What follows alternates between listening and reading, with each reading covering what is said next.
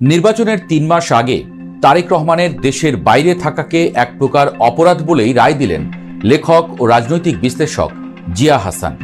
তবে এর বিপরীতে কেউ কেউ বলছেন, দেশে ফিরলে নাকি তারেক রহমানকে পুতিনীয় কায়দায় বিষও খাওয়ানো হতে পারে। তো কারা এহেন পরিকল্পনা করছে তারেক রহমানকে ঘিরে?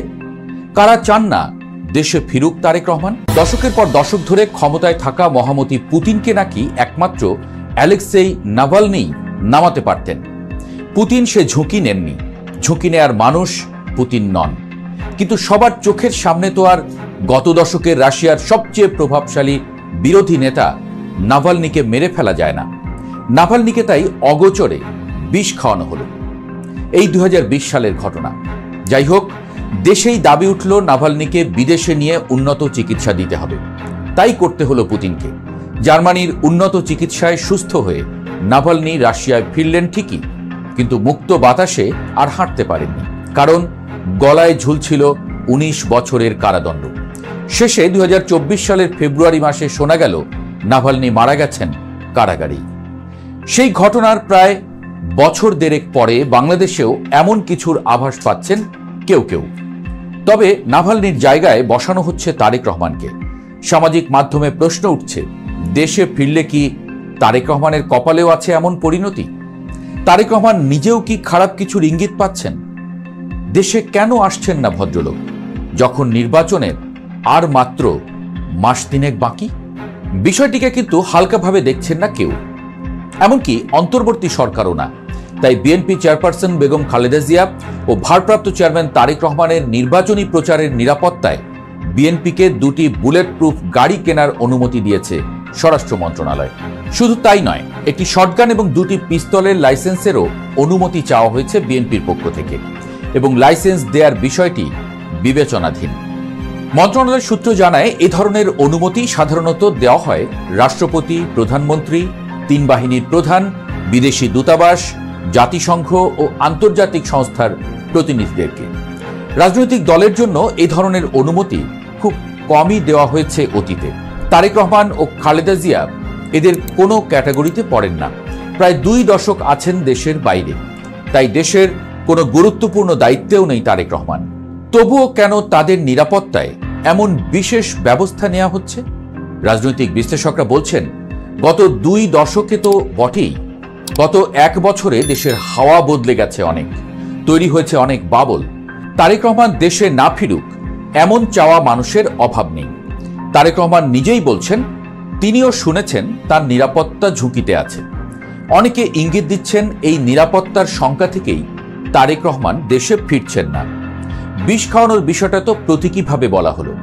এর চেয়ে ভয়ঙ্কর ঘটনাও তো বাংলাদেশের ইতিহাসে কত ঘটল। তো কারা ক্ষতি করতে পারে তারেক রহমানের? এই প্রশ্নটা বোধহয় সবার মুখে মুখে।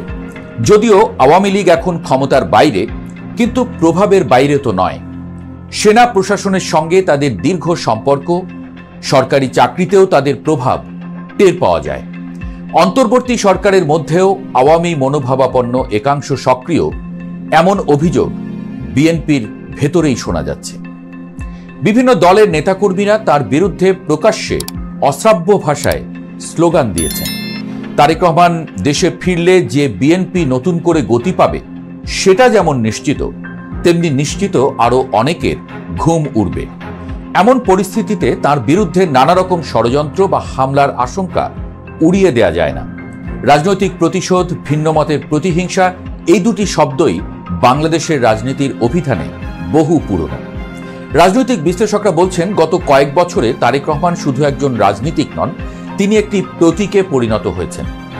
এমন কেউ যদি দেশে ফিরে আসেন, সেটা কেবল নির্বাচন নয়, রাষ্ট্র ক্ষমতার বিন্যাসেও এক ধরনের প্রভাব ফেলবে। তবে অন্য মত আছে।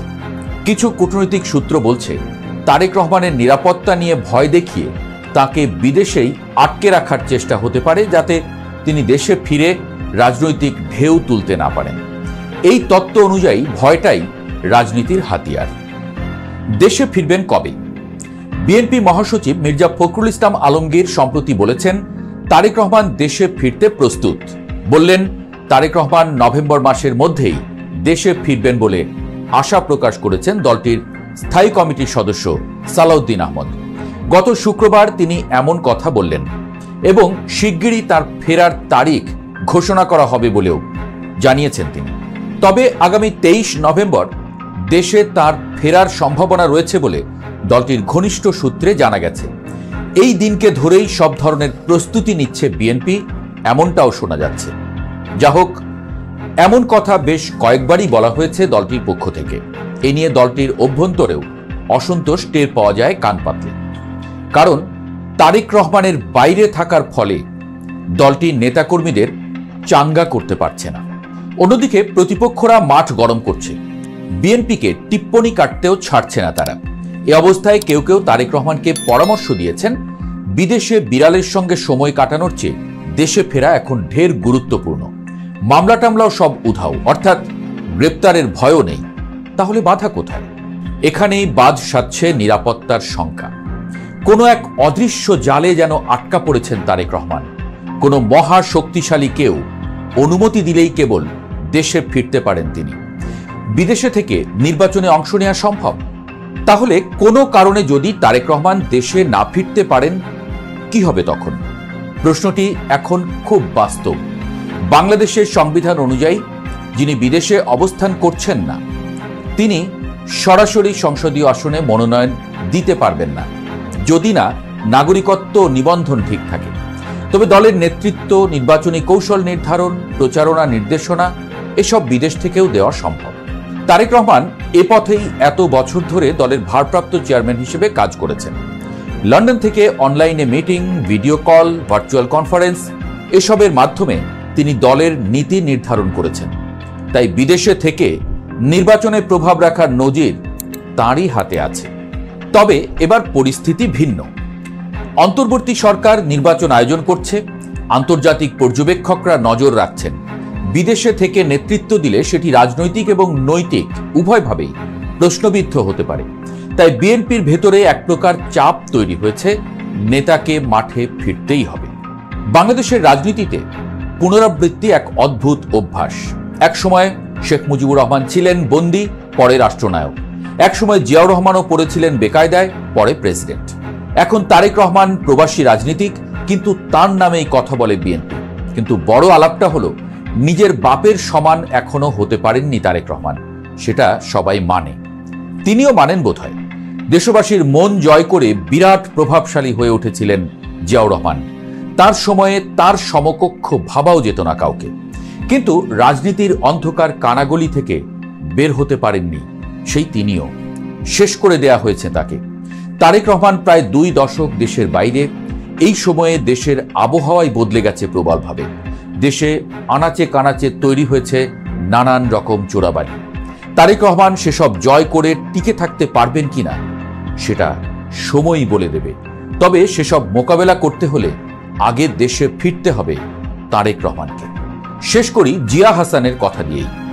জিয়া হাসান বলছেন, তারেক রহমান এখনো প্রমাণ করতে পারেন নাই যে তিনি তার বিড়ালের থেকে বাংলাদেশের জনগণকে বেশি ভালোবাসেন। সেনাপতিকে মাঠে থাকতে হয়, এইটা ফার্স্ট রুল। নির্বাচনের আর মাত্র মাস 3 বাকি, তারেক রহমান এখনো বাংলাদেশেই আসতে পারলেন না। এইটা কি তার পলায়নপরতা, নাকি দায়িত্ব এড়ানো, নাকি কোনো বাস্তবতা, সেটাই আমরা জানি না। আজকে অক্টোবর 23, নির্বাচনের 3 মাস মাত্র বাকি। আপনি এখনো লন্ডনে আপনার বিড়ালের সাথে দিনাতিপাত করছেন, যেখানে বাংলাদেশে ক্রিটিক্যাল একটা সময় পার করছে। এইটা একটা অমার্জনীয় অপরাধ। আপনার সময় ছিল নিজেকে প্রুভ করার, কিন্তু আপনি সেফ খেলতেছেন। এই সেফ খেলার পরিণতি খারাপ না ভালো কেউ জানে না, কিন্তু যে ঝুঁকিটা নিচ্ছেন সেটাই এই রাষ্ট্র আপনার কাছে ডিজার্ভ করে না।